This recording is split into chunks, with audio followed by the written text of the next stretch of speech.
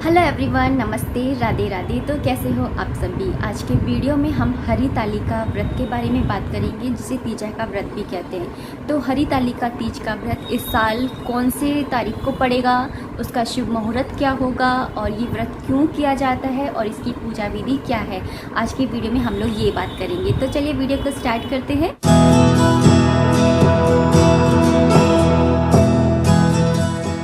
तो सबसे पहले जान लेते हैं कि हरितालिका तीज का जो व्रत है, जिसे तीजा का व्रत भी कहा जाता है, ये व्रत रखा जाएगा 21 अगस्त यानी कि 21 अगस्त को। और इसका जो शुभ मुहूर्त है, जो सब लोग बता रहे हैं, वो है सुबह के 6 बजे से लेकर के 8:30 बजे तक। मतलब कि 2.5 घंटे का ये टाइम है शुभ मुहूर्त के लिए। वैसे अगर आप शुभ मुहूर्त में नहीं कर पाते हैं तो आप शाम के टाइम भी इस व्रत को कर सकते हैं। तो इसका जो टाइमिंग है वो इस तरह से रहेगी। 21 अगस्त को ये व्रत पड़ेगा।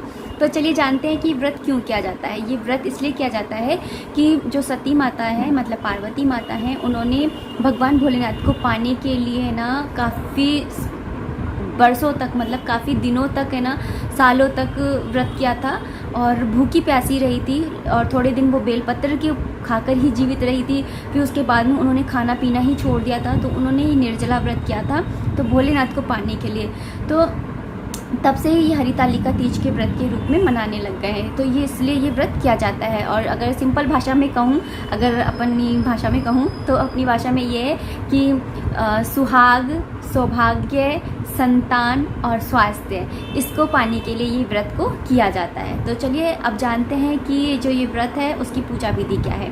तो देखिए, क्योंकि सुबह सुबह का शुभ मुहूर्त है, सुबह के 6 बजे से लेकर के 8:30 बजे तक का, तो रात को ही सारी तैयारी करके रखिए। यानी कि फूल है, फल है, माला है, सारी चीज़ें आप रात को ही मंगा कर रखिए और सुबह बस आपको पूजा करनी रह जाएगी। तो इस व्रत के ये व्रत जो है सुहागन औरतें भी कर सकती हैं अपने पति की लंबी उम्र के लिए, और जो कुंवारी लड़कियां हैं वो भी इस व्रत को कर सकती हैं अपने पति को अच्छे पति पाने के लिए।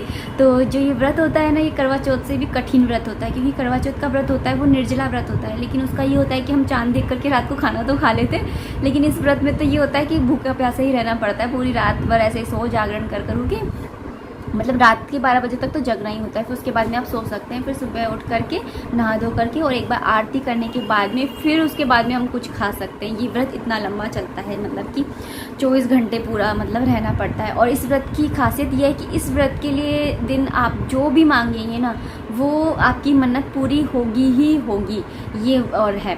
और इसके अलावा मैं एक बात और कहना चाहती हूँ कि ये जो व्रत है, अगर आपने आज तक ये व्रत नहीं किया है और आप आसपास की औरतों को देख करके आपको लग रहा है कि मैं भी ये व्रत कर लेती हूँ चल इस बार, तो आप ये ध्यान रखिएगा, अगर आपने एक बार ये व्रत कर लिया ना, तो आपको आगे आने वाले हर साल ये व्रत करना पड़ेगा। तो सोच समझ के व्रत को स्टार्ट कीजिएगा, सबसे बड़ी बात। और अगर आप लोग करते हैं तो फिर आप करते ही हैं। तो चलिए जानते हैं आप कैसे करना है। सुबह जल्दी उठ जाइए। आपको 4 बजे से पहले उठना होगा। 4 बजे से पहले क्यों उठना है? क्योंकि ये व्रत 4 बजे से स्टार्ट हो जाएगा। तो 4 बजे से पहले आपको चाय वगैरह है पी लेनी है, क्योंकि कुछ होती हैं ऐसी औरतें जिनको है ना सिर में दर्द होने लग जाता है चाय के बिना। कुछ में मैं भी हूँ, कहीं आजकल मेरे भी होने लगे, मुझे चाय की बड़ी आदत हो गई है। तो चलिए छोड़िए। तो 4 बजे से पहले उठ करके चाय वगैरह पी लीजिए, ताकि आपके सिर में दर्द ना हो, अच्छे से आप व्रत कर पाएँ। और इसके बाद में 4 बजे उठने के बाद में आप घर की साफ सफाई कर लीजिए, नहा लीजिए। और नहाने के बाद में पूरा अपना 16 श्रृंगार करिए। पूरा मतलब ऐसा है ना, जैसे मैंने आज सिंदूर नहीं लगा रखा, लेकिन उस दिन आप सिंदूर लगाइए, काजल लगाइए, बिंदी लगाइए, सुहाग की जितनी भी चीज़ें होती हैं ना, वो सारी चीज़ें लगाइए। लिपस्टिक, बिंदी, महावर और सब कुछ, ये सारी चीज़ें लगाइए। महावर तो खैर माता रानी को लगाते हैं, उस टाइम पर आप लगा लीजिएगा। तो इस तरह से आपको तैयार हो जाना है। उसके बाद में आपको जा करके, अगर आप है ना पूरे घर की सफाई नहीं कर सकते हैं सुबह जल्दी उठ करके, तो जिस जगह पे आप पूजा करेंगे, जिस कमरे में आप पूजा करेंगे, उस कमरे को तो आप साफ़ कर ही सकते हैं, तो उस कमरे की सफाई कर लीजिए। उसके बाद में जो आपकी डेली की पूजा है, जैसे आपने ठाकुर जी बिठा रखे, तो उनकी पूजा कर लीजिए, नहला धुला लीजिए। ऐसा तो अच्छा नहीं लगता है ना कि बाकी के भगवान जी ऐसे ही बैठे नहाए धोए वगैरह, हाँ, और भोलेनाथ की पूजा हो रही है। तो आपकी जो डेली की पूजा है उसे भी कंप्लीट कर लीजिए। पूजा कंप्लीट हो जाने के बाद में फिर आप ये पूजा करने के लिए बैठ जाइए। तो आपको पूजा कैसे तो सबसे पहले आप जो है एक चौकी लगा लीजिए, उसके ऊपर एक लाल रंग का कपड़ा बिछा लीजिए। कपड़ा बिछाने के बाद में सबसे पहले वहाँ पर बिठाइए माता रानी, भोलेनाथ और गणेश जी की आपको मिट्टी की मूर्ति की स्थापना करनी है। तो मिट्टी जो जो होते हैं ये भोलेनाथ, माता पार्वती और गणेश जी महाराज, आपको अपने हाथों से इनकी मूर्ति बनानी होती है, गंगा की जो मिट्टी होती है ना उससे। तो भाई इतना तो पॉसिबल नहीं है कि हम गंगा घाट जाएँ और वहाँ से मिट्टी लेकर के आएँ और फिर पूजा करें, तो इतना तो पॉसिबल नहीं है। इसलिए अगर आपको चिकनी मिट्टी मिल जाती है तो आप चिकनी मिट्टी से बनाइए, अगर आपको काली मिट्टी मिल जाती है तो आप काली मिट्टी से बनाइए, अगर आपको मुल्तानी मिट्टी मिल जाती है तो उससे बनाइए। मतलब मिट्टी के गणेश जी महाराज, मिट्टी की माता पार्वती और मिट्टी के ही भोलेनाथ बाबा होने चाहिए। तो कम से कम भोलेनाथ और माता पार्वती तो मिट्टी के ही होने चाहिए।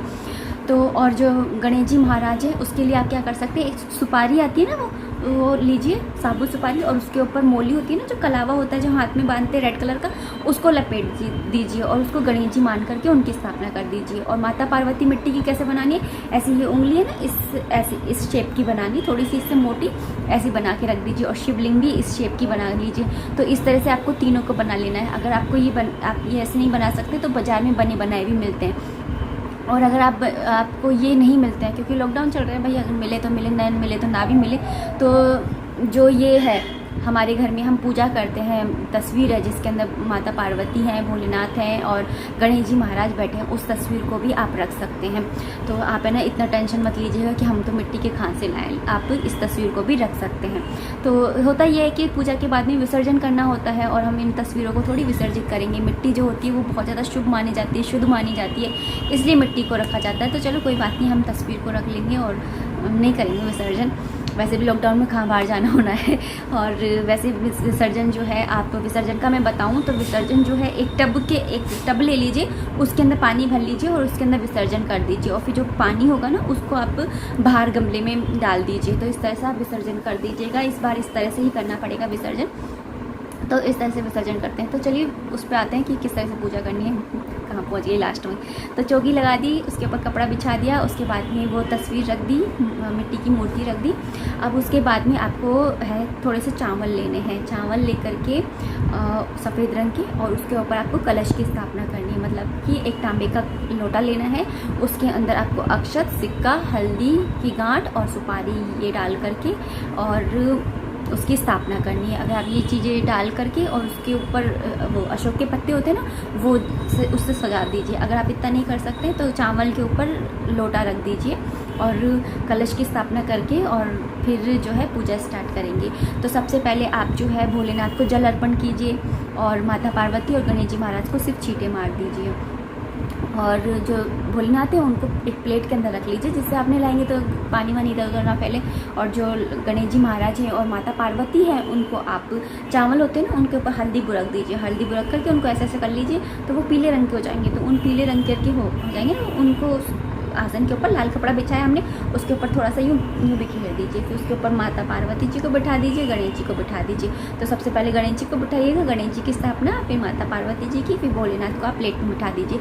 सबसे पहले जल से भोलेनाथ को नहलाइए। नहलाने के बाद में आप जो कच्चा दूध होता है उससे भोलेनाथ को नहलाइए। उसके बाद में आप वापस से सादा जल जो होता है उससे स्नान कराइए। उसके बाद में आपको जो गणेश जी महाराज हैं और माता पार्वती हैं उनको सिंदूर से टीका लगाना है। फिर और जो भोलेनाथ हैं उनको चंदन से टीका लगाना है, हो सके तो सफ़ेद चंदन का टीका लगाना है। भोलेनाथ को कभी भी जो है सिंदूर का टीका नहीं लगता है, चंदन का टीका लगता है। क्यों लगता है? क्योंकि उन्होंने विष पी लिया था हलाहल, तो उनके अंदर जो है विष की वजह से उनके शरीर में बहुत ज़्यादा गर्मी होती है, तो उनको जो है चंदन लगाया जाता है जिससे कि वो ठंडे रहें, उनको ठंडक रहे। तो इसलिए चंदन लगाया जाता है जिससे वो बहुत ज़्यादा प्रसन्न भी होते हैं। उसके बाद में टीका लगा लिया, अक्षत चढ़ा दीजिए। अक्षत यानी कि चावल जो होते हैं उनको चढ़ा दीजिए। चावल चढ़ाने के बाद में आप उनको माला पहनाइए, पुष्प अर्पण कीजिए। माला जो होती है वो आप मदार के फूल होते हैं उसकी माला पहनाइए भोलेनाथ को, वो ज़्यादा प्रसन्न होते हैं। और उसके अलावा शमी की पत्ती होती है वो चढ़ाइए, बेलपत्र होते हैं वो चढ़ाइए। और इस बात का ध्यान रखिए कि बेलपत्र जो होते हैं ना वो उसके जो पत्ते होते हैं वो कहीं से भी कटे फटे नहीं होने चाहिए, साबुत होने चाहिए। और जो हो गए ना वो 3 के ग्रुप में होने चाहिए। एक ही लीफ के अंदर एक लगाओ, इधर लगाओ, एक लगाओ, तो ऐसे 3 लगे हुए होते हैं, 3 के होते हैं ना वो वाले पत्ते चढ़ाए जाते हैं। तो क्योंकि तीजा मतलब 3, हर चीज़ 3 चढ़ेगी, तो तीजा का व्रत है तो 3 चढ़ेगी, तो इस तरह से ये चढ़ाई जाती है। 3 ही फल चढ़ेंगे, 3 ही मतलब फूल अर्पण कर रहे हैं तो 3 ही फूल अर्पण होंगे। तो जैसे बर्फ़ी रख रहे हैं तो 3 ही बर्फ़ी रखेंगे, क्योंकि तीजा मतलब 3 जनों की पूजा हो रही है, इसलिए तीजा का व्रत बोलते हैं इसको। तो माला चढ़ा दी, माला पहना दी दोनों, और उनको फूल वगैरह चढ़ा दिए, शमी की पत्तियाँ चढ़ा दी। उसके बाद में बेलपत्र भी चढ़ा दिए, माता रानी को भी चढ़ाने हैं, और गणेश जी महाराज को भी बेलपत्र चढ़ाने हैं। माता पार्वती ने बेलपत्र खा के ही रही थी काफ़ी दिन तक, तो उनको बेलपत्र काफ़ी पसंद है, वो बहुत ज़्यादा प्रसन्न होती है, उनके ऊपर बेलपत्र जरूर चढ़ाने चाहिए। ऐसे ही गणेश जी महाराज हैं, उनके ऊपर भी बेलपत्र चढ़ाने चाहिए। जो गणेश जी महाराज हैं उनको सारी पत्तियाँ चल जाती हैं, उनको दुर्वा भी चढ़ाइएगा, दुर्वा से वो बहुत प्रसन्न होते हैं, तो दुर्वा चढ़ाइएगा। और दुर्वा चढ़ाने से ये होता है कि आपके रास्ते के अंदर जो कोई भी मुसीबत आ रही होती है ना, वो टल जाती है, हट जाती है। मतलब दुर्वा मतलब कि घास फालतू की उग जाती है, जो हमारे रास्ते में से फालतू की चीज़ आ जाती है ना, वो सारी हट जाए हमारे रास्ते से। इसलिए कई बार ऐसा होता है ना, किसी काम में अड़चन आ रही होती है तो दुर्वा चढ़ा दो गणेश जी को, तो वो प्रसन्न हो जाते हैं। तो इस तरह से उनको दुर्वा चढ़ा दीजिए। और ये सब करने के बाद में फिर उसके बाद में आप दिया जलाइए। दिया जो है आप तिल के तेल का जलाइए, क्योंकि भोलेनाथ को तिल का दिया जलता है। अगर तिल का तेल नहीं है तो कोई बात नहीं, आप टेंशन मत लीजिए, किसी चीज़ की भी घी का दिया जला दीजिए। घी का दिया जलाने के बाद में आप धूप बत्ती सुलगा लीजिए, धूप बत्ती को दिखा लीजिए भगवान जी को यूँ। और उसके बाद में जो है जो धतूरा होता है उसकी पत्तियां भी आप चढ़ाइए भोलेनाथ को, उससे वो बहुत ज़्यादा प्रसन्न होते हैं। लेकिन ये ध्यान रखिए कि जो भांग की पत्ती आपने चढ़ाई है वो माता पार्वती और गणेश जी को मत चढ़ाइएगा, उन दोनों को ही चढ़ाइएगा। उसके बाद में जो जनेऊ होता है, जनेऊ भोलेनाथ को पहनाइए, गणेश जी महाराज को पहनाइए, माता पार्वती को नहीं पहनाना है। सबसे पहले गणेश जी को पहनाइए, उसके बाद में भोलेनाथ को पहनाइए। और जब भी आप जैसे भोलेनाथ की पूजा, गणेश जी की पूजा करने लग रहे हो तो आपको मंत्र बोलना है ओम गणेशाय नमः। अगर आप भोलेनाथ का टीका लगा रहे हो तो आपको बोलना होगा ओम नमः शिवाय। अगर आप माता पार्वती का टीका लगा रहे हैं तो आपको बोलना होगा ओम गौराय नमः। तो इस तरह से मंत्र का जाप करना है। मंत्रों में बहुत ज़्यादा शक्ति होती है। मैं हमेशा कहती हूँ अपने हर वीडियो में जिसमें भी मैं मंत्रों की बात करती हूँ, मंत्रों में तो बहुत शक्ति होती है। मंत्रों से तो जो संत होते हैं वो भगवान को भी धरती पर बुला लिया करते थे, तो मंत्रों में बहुत शक्ति होती है। मंत्रों का जाप जरूर करना चाहिए। तो ये कर लिया। तो उसके बाद में जो नारियल होता है ना, उसको अर्पण कीजिए। एक नारियल ले लीजिए, उसको पहले जल से छींटे लगाकर शुद्ध कर लीजिए, उस पर टीका लगा दीजिए, उस पर चावल अक्षत चढ़ा दीजिए, उसके बाद में फूल चढ़ा करके और फिर उसको सबसे पहले गणेश जी को दिखा दीजिए, फिर उसके बाद में माता पार्वती को और भोलेनाथ को चढ़ा करके साइड में रख दीजिए। और आपको नारियल जो होता है वो पानी वाला लेना है, सूखा नारियल नहीं लेना है। जो कोई भी पूजा होती है भगवान की, किसी भी भगवान की पूजा हो, आपको जो नारियल है वो आपको पानी वाला नारियल ही लेना है, सूखा नारियल नहीं लिया जाता है पूजा के अंदर कभी भी। तो इस तरह से आपको ये पूजा करनी है। जनेऊ पहना ही दिया है, कलावा होता है वो भी आप तोड़ करके तीनों को चढ़ा दीजिए। तो इस तरह से आपको ये पूजा करनी है। पूजा कर लेने के बाद में आपको मीठे का भोग लगाना है। फल आपको लेने हैं तो 3 फल लेने हैं, जैसे केले लेने हैं तो 3 केले लेने हैं, है ना।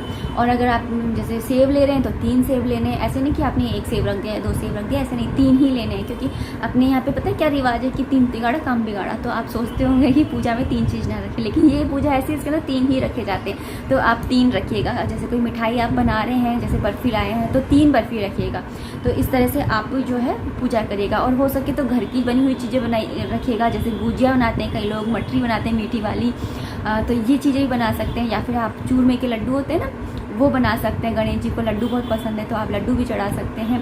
तो भोग लगा दीजिए। उसके बाद में जो है आपको हरितालिका तीज के व्रत की कथा जरूर जरूर जरूर जरूर पढ़नी है, क्योंकि कथा इसमें बहुत महत्वपूर्ण है। और हो सके तो आप घर के पूरे सदस्यों को शामिल कीजिए पूजा के अंदर, कथा सुनाइए। कथा सुनने के बाद में जब भी आप कथा सुने तो अपने हाथ में 2 दाने चावल के या 4 दाने चावल के या गेहूँ हो तो और भी अच्छी बात है, ले करके और फिर कथा सुनिए। कभी भी खाली हाथ कथा नहीं सुनी जाती है, तो कथा हाथ में लेकर के फिर कथा को पढ़ लीजिए। कथा पढ़ लेने के बाद में आपको आरती करनी है। आरती कर लेने के बाद में और उसके बाद में आपको जो है एक प्लेट लेनी है, उसके अंदर आपको सारा सामान रखना है सुहाग का। अगर हो सके तो साड़ी रखिए, अगर साड़ी की जैसे आप नहीं है आपके अंदर वो, तो आप एक ब्लाउज का पीस रख लीजिए, उसके ऊपर सारा सुहाग का सामान रखिए। जैसे सिंदूर है, बिंदी है, काजल है, लिपस्टिक है, महावर है, मेहंदी है, नेल पॉलिश है, ये सारी चीज़ें रखिए।